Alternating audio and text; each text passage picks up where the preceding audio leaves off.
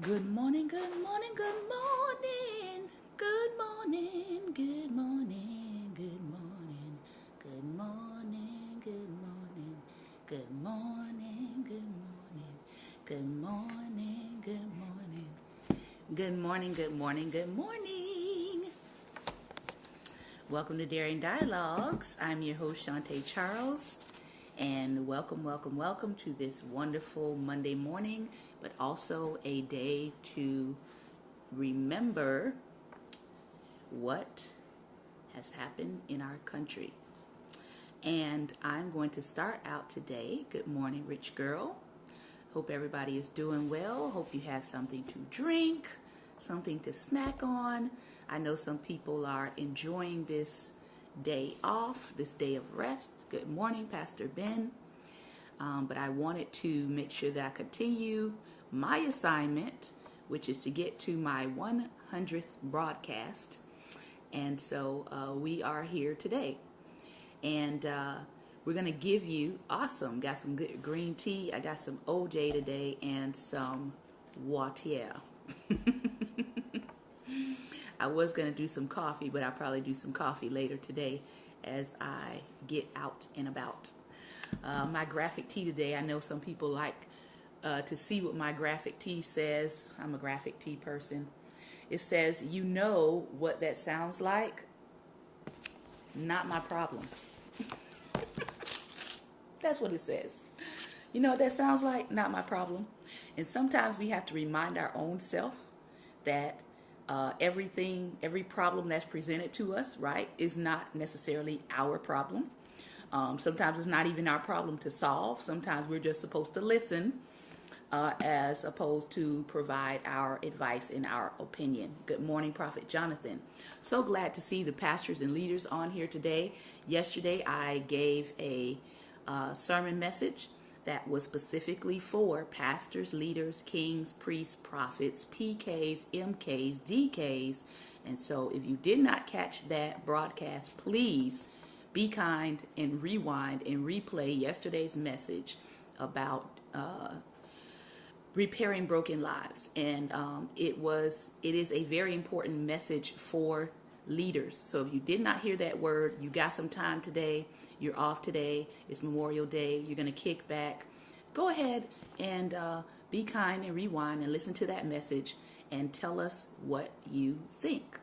I didn't know so much was detailed about the life of King Joash, but it is definitely a cautionary tale. So I hope that you'll rewind and get something out of that for your life as a leader or a church kid or a pastor's kid, etc. All right. So today we're going to start off with some actual facts about Memorial Day because I don't think a whole lot of people know this. All right. And this article comes from the website Black Then, B-L-A-C-K, Black Then. And they posted it on May 26th. So you may have to, go back and look at their site on that day. But it's also posted on my personal Facebook page. So if you want to pull it from there, you can. And so it says this. It says, we did it. They hit it. It's already gotten 230,000 plus shares. All right. Because obviously a lot of people didn't know this. So there's the article. Okay. And it says, we did it, they hit it. How Memorial Day was stripped of its African American roots. What we now know as Memorial Day began as something called Decoration Day. All right. If you have a metal icon or you want to hashtag Decoration Day, you can hashtag that if you're in our conversation box. So what we now know as Memorial Day began as something called Decoration Day in the immediate aftermath of the U.S. Civil War. It was a tradition initiated by former slaves to commemorate the emancipation and commemorate those who died for the cause. Thank you. Loving those medals, rich girl. These days, thank you, Prophet Jonathan, Decoration Day. These days, Memorial Day is arranged as a day, quote unquote, without politics, a general patriotic celebration of all soldiers and veterans, regardless of the nature of the wars in which they participated. This is the opposite of how the day emerged with explicitly partisan motivation to celebrate those who fought specifically for justice and liberation. So I think about all of us today who are still fighting the fight of justice and liberation, all of the black activists that are still fighting for justice and liberation, all of the white allies who are joining in that fight for justice and liberation. We can actually say that this too is your day, all right? The concept that the population must remember the sacrifice of U.S. service members without a critical reflection on the wars themselves did not emerge by accident, all right? It came about in the Jim Crow period as the northern and southern ruling classes sought to reunite the country around apolitical mourning, which required erasing the divisive issues of slavery and black citizenship. These issues had been at the heart of the struggles of the Civil War and Reconstruction. So, in order to quote unquote unite the country around mourning and remembering the lives of all soldiers, they decided to erase, quote unquote, the issue of slavery and black citizenship. And yeah, we see where that has gotten us. People are still erasing the issues of slavery and the issues of how black citizens in this country are being treated. Did you know? I don't know. I guess people don't realize this. Our citizenship, our being considered human, our being considered having rights in this country is an amendment. All right? And what does that mean? That means amendments can be unamended. 13th, 14th, and 15th amendments were brought into being because before that point, black people did not have a place as a person in the United States. All right? So our personhood, our human beingness in this country, not other countries, in this country, is predicated upon amendments. So when you have people who are in office, who are pushing for a violation of those amendments and our rights as citizens, that is a problem.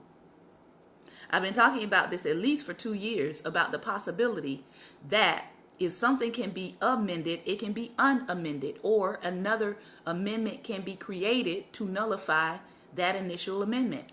And people thought I was crazy for saying that, but look at where we are now. Yeah. Look at how many policies are now being put into place to quote unquote put black people back in their place. Just think on it. Okay. Let's keep reading. As the U.S. Civil War came to a close in April 1865, Union troops entered the city of Charleston, South Carolina, which both sides of my ancestors come from, which is pretty cool, where 4 years prior to the war had begun. While white residents had largely fled the city, black residents of Charleston remained to celebrate and welcome the troops, who included the 21st Colored Infantry. Their celebration on May 1st, 1865, the first Decoration Day, later became Memorial Day. Yale University historian David Blight retold the story. During the final year of the war, the Confederates had converted the Planters Horse Track, the Washington Race Course, and Jockey Club into an outdoor prison. Union soldiers were kept in horrible conditions in the interior of the track. At least 257 of them died of exposure and disease and were hastily buried in a mass grave behind the grandstand. Some 28 black workmen went to the site, reburied the Union dead properly, and built a high fence around the cemetery. They whitewashed the fence and built an archway over the entrance, on which they inscribed the words, "Martyrs of the Race Course." Then black Charlestonians, in cooperation with white missionaries and teachers, staged an unforgettable parade of 10,000 people on the slaveholders' race course. The symbolic power of the Low Country planter, where they had displayed their wealth, was not lost on the freed people. A New York Tribune correspondent witnessed the event, describing a procession of friends and mourners as South Carolina and the United States never saw before. At 9 a.m. on May 1st, the procession stepped off, led by 3,000 black school children, carrying armloads of roses and singing John Brown's Body, The children were followed by several black women with baskets of flowers, wreaths, and crosses. Then came black men marching in cadence, followed by contingents of Union infantry and other black and white citizens. As many as possible gathered in the cemetery where the children's choir sang, "We'll rally around the flag," and the Star-Spangled Banner, and several spirituals before several black ministers read from Scripture. This, my friends, is how Memorial Day got started. It got started with black soldiers, black women, black children being willing to mourn the deaths of those who had given their lives for the cause of liberty and justice for all. I'm not going to read the whole article, but I did want to just give you that piece. All right. So that is the historical backdrop of Memorial Day. It started with us. And then it got hijacked, as unfortunately a lot of black inventions and ideas do. It started with us, and then it got hijacked, and now it's just a holiday to remember all kinds of fallen soldiers from every different kind of war that America has been in. All right. So let's get into some Monday motivation today. We're going to be reading from Saints and Scoundrels of the Bible. And we're going to be reading some really good lessons from the Daily Stoic. Let's take a look first at Extreme Makeover Exterior Edition. And we're talking about Nehemiah. I love the book of Nehemiah because spiritually it's one of the books that God told me that my husband and I would reflect in the earth, that we would be like a Nehemiah and an Ezra, and that he would be doing a lot of the physical building and rebuilding of sites and waste places and places of worship, which he's actually doing right now. So he's fulfilling prophecy, literally. And that I would be like in Ezra, that I would be teaching people the word of God and the way of God and helping people to turn back to the truth. So obviously I did have to go and study Ezra and Nehemiah so I can actually know kind of what all of that entailed. But under Nehemiah's leadership, the people rebuild the wall of Jerusalem in 52 days. All right, 52 days. We do know that Nehemiah was a cupbearer to the king of Persia, and then he was appointed as a governor in Judah to help oversee and to make sure the wall got rebuilt in Jerusalem. We do know that his father's name was Hekeliah, and the book of Nehemiah, of course, is centered around his life and the process of their rebuilding. So today's devotional reads, how many contractors would be willing to take on a project such as rebuilding the wall around an entire city, knowing that the due date would be in less than 2 months? I can tell you right now, knowing what I know about architecture and contracting, they probably would not have been happy to hear that. A request such as this would probably get one of two responses, either hysterical laughter or, okay, it's going to cost you. Nehemiah had a nice government job under the king of Persia. When he heard that the walls of his ancestral city were in disrepair, even crumbling in some places, he gave up his comfortable position to do what God asked him to do, and that was rebuild the walls of Jerusalem. From the moment he arrived in the city, everyone knew Nehemiah was in charge. He organized the people into groups and assigned each group a specific section of the wall. In the 3rd chapter in the book of Nehemiah, it takes us on a counterclockwise tour of each section of the city wall, describing the families, the groups, and the individuals who either rebuilt the walls or they financed the project. Did you know that there will be some people who will rebuild the walls, and then there will be some people who will finance the project? Just keep that in mind, okay? Keep it in mind for your own life, too. The first person mentioned is Eliashib, the high priest, who, along with his fellow priests, pitched in and rebuilt the sheep gate in the part of the walls nearby. Now, these were not lazy priests. If you tune into my message on yesterday, you will find out about the lazy priests and what happened.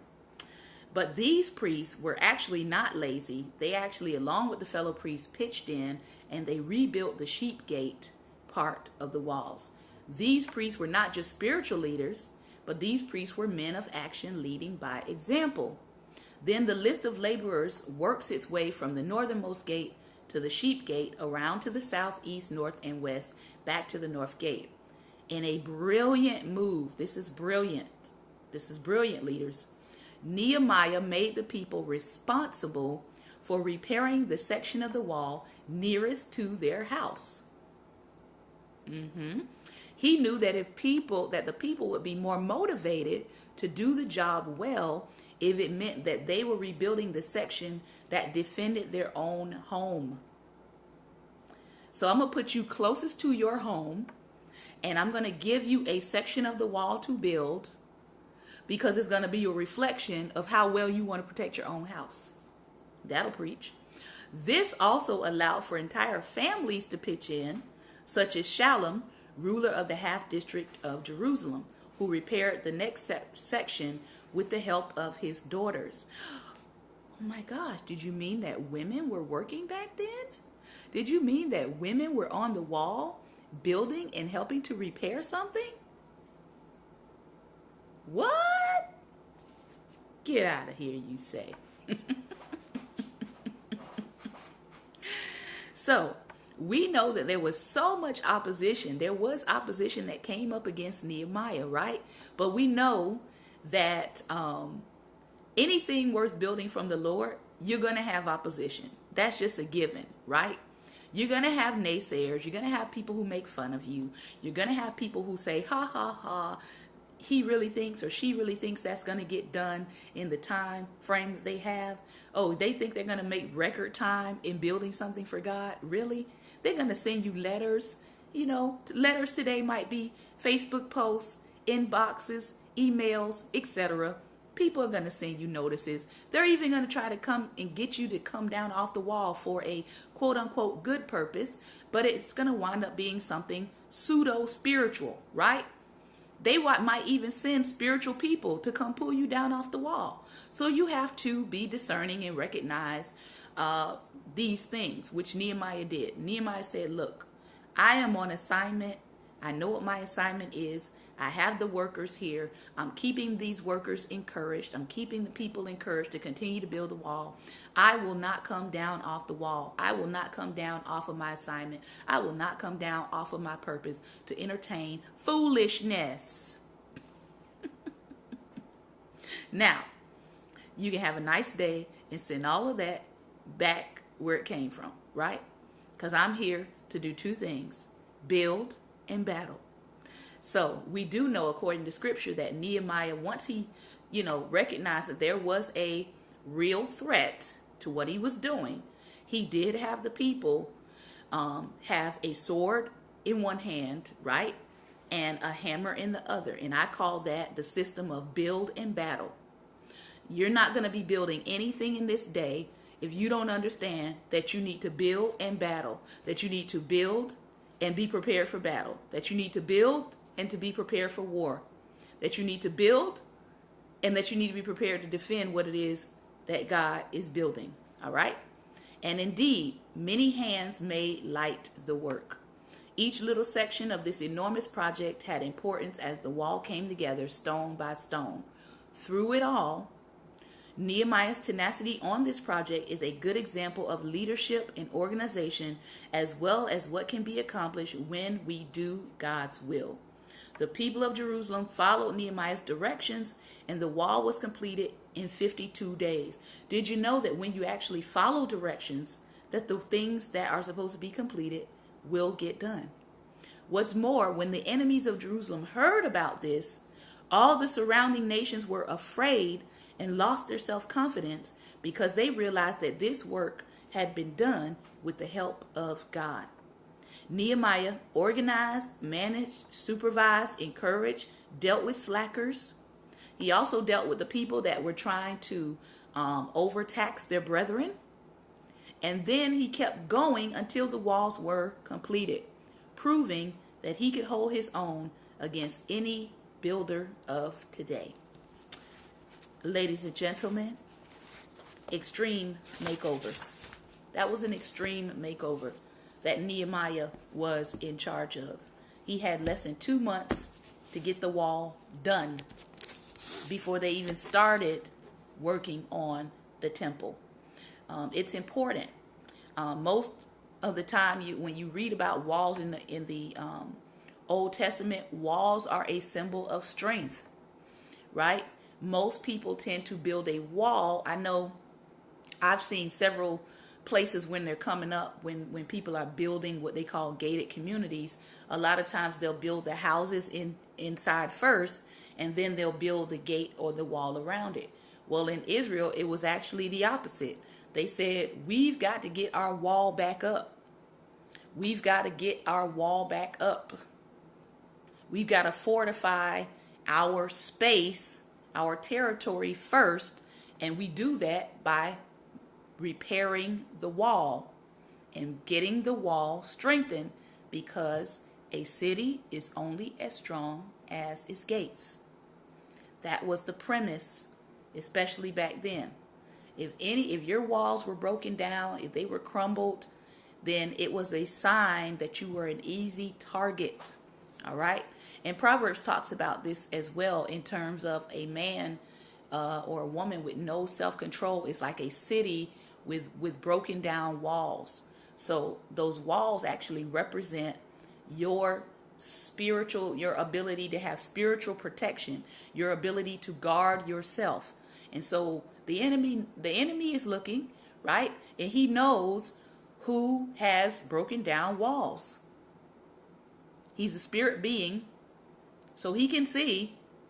You can fake the funk with human beings, but the enemy can see when your walls are broken down. He can see when you're not doing what you're supposed to do spiritually to build yourself up, right? Jude says that we are to build ourselves up in our most holy faith. And so we do not want to be easy targets for the enemy. So if the Lord has been telling you, I need to see your face more often. I need to see your face in prayer. I need to hear your voice communicating with me. I need to hear from you. If the Lord has been putting that in your spirit, if he's been, unctioning you that you need to be in his presence and his face more, let me encourage you to do that. Let me encourage you to get there. All right. Let's look at the Daily Stoic today. And there's several good nuggets I want to share with you today from the Daily Stoic. The first one is count your blessings. Count your blessings. Marcus Aurelius said this: don't set your mind on things you don't possess as if they were yours, but count your blessings. Count the ones you actually possess and think how much you would desire them if they weren't already yours. But watch yourself that you don't value these things to the point of being troubled if you should lose them. Now, one of the great lessons that I learned, I would say, in the last 5 years is I learned how to not put so much stock in things, but as he said, learn how to not be troubled if you lose stuff. Now, if you have never lost anything in your life, I'm going to say keep living. All right? Keep living. I know I was at a point personally where, I had a good job. We had our home. We had our 2 cars. We didn't have any children. But, we had enough money that if we wanted to do things for kids, we were able to do that. We're able to take, our godchildren out, take people's children from the church out, give them a break, while they went and did other things. And it was just something that we liked to do. But we went through a period of our life when we moved that literally we began to lose things. And I could have just stayed in the mindset of, oh my gosh, I'm losing everything. Or I could say, okay, I lost it. Now what? I lost it, but I'm still me. I lost it, but I still have the Lord. I lost it, but I still have my integrity. I lost it, but I still have the presence of God. I lost it, but I still have a prayer life. I lost it, but those things did not make me who I am. And unfortunately, we do have a lot of people in our society whose identity is solely in what they have, or solely in what they can do, or solely in what they possess. And so when they lose it, they actually believe that they're losing themselves when they're not. They're only losing material things. So I really appreciate this, because he's saying, don't value things to the point of being trouble if you should lose them. As long as you have life, you have the ability to gain material possessions over again. It's not going to kill you. I know some people are at a point where they feel like it's killing them, that their life is over. I know, I get it. But the reality is, your life isn't over because you lost something. Somebody type that. Your life is not over because you lost things. It's not. All right? And the devotional here says, we regularly covet what other people have. We desperately try to keep up with the Joneses, all the while the Joneses are miserable. Yeah. I know a few millionaires that it's very ironic. Exactly. Your life is not over because you lost things. It was very ironic that in this season of our life where we were losing all of these different things, that is the time that God introduced us to several millionaires and one billionaire, which was pretty cool. But the reality was, when we looked at these people's lives, they had stuff, but some of them weren't happy. Some of them had stuff, but they didn't have the answers to life.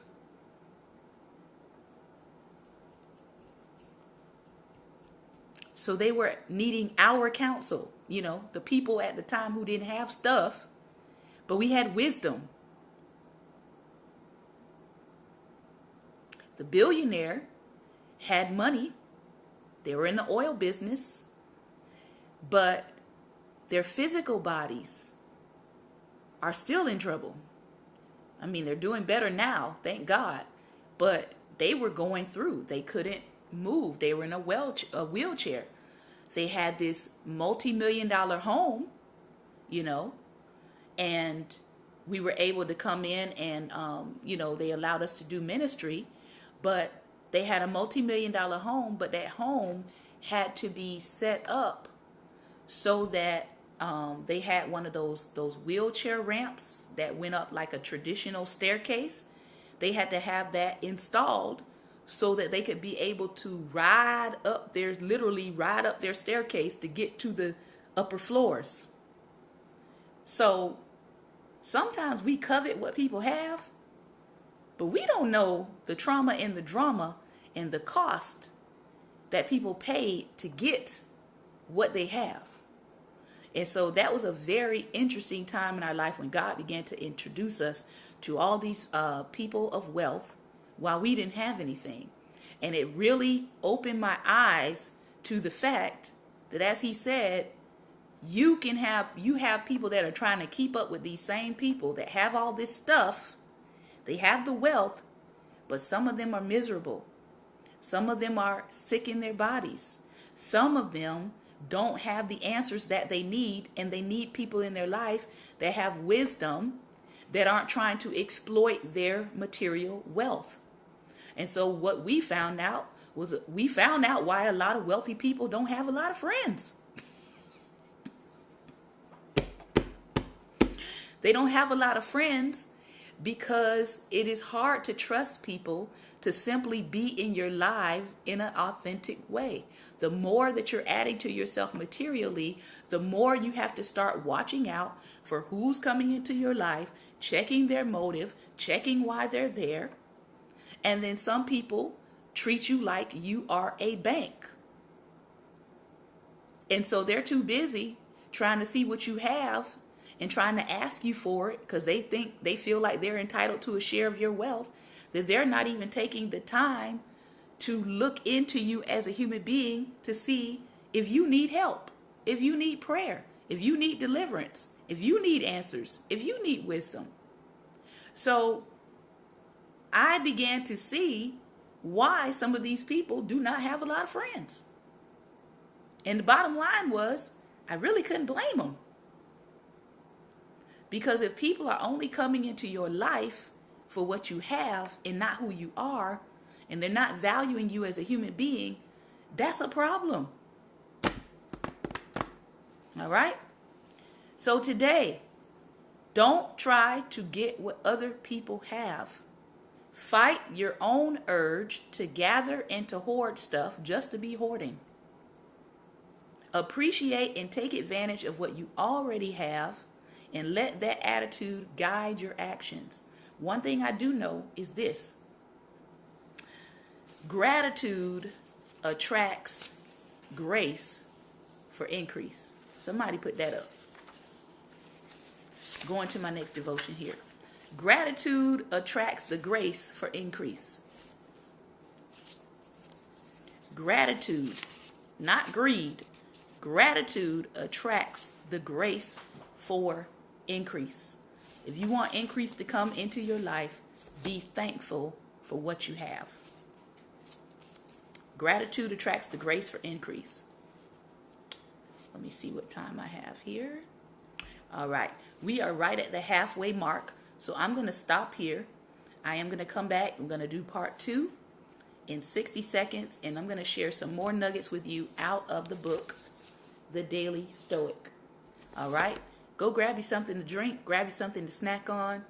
And we're going to get in our second half of our Monday motivation today. All right. I'll see you back in 60 seconds.